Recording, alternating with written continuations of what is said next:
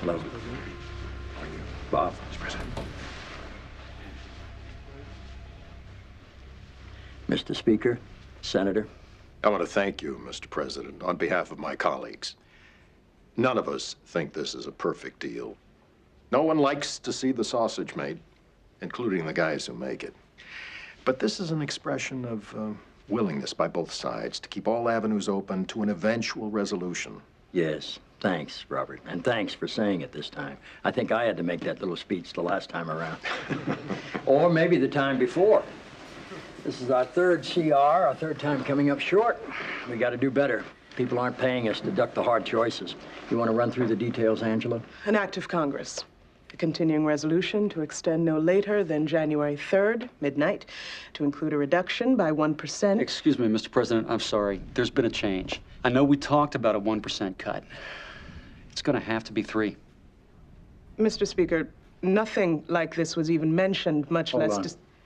I'm sorry we couldn't give more notice, but we just came from our conference, and I had significant opposition to only 1%. Only 1%. Yes, sir. We had a deal at 1%. But now my members have to go back to their districts for the holidays, explain why we kept the gravy train running with a rising deficit and an economy crying out for tax relief. It's an economic situation that calls for action, not status quo spending. A 3% may sound painful, but it's only for 2 months. It'll show we're serious.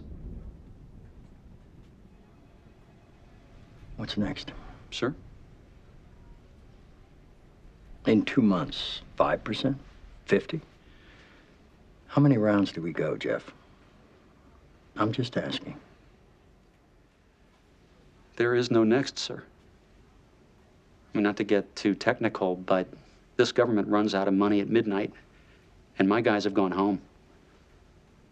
This is it.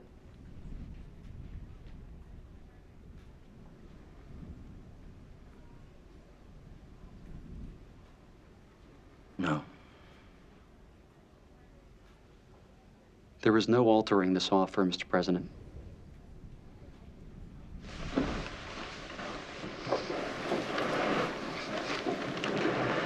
And I said no.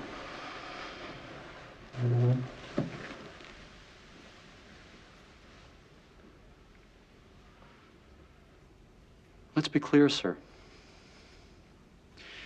We cannot, we will not vote to keep on footing the bill. You will be held responsible for shutting down the federal government.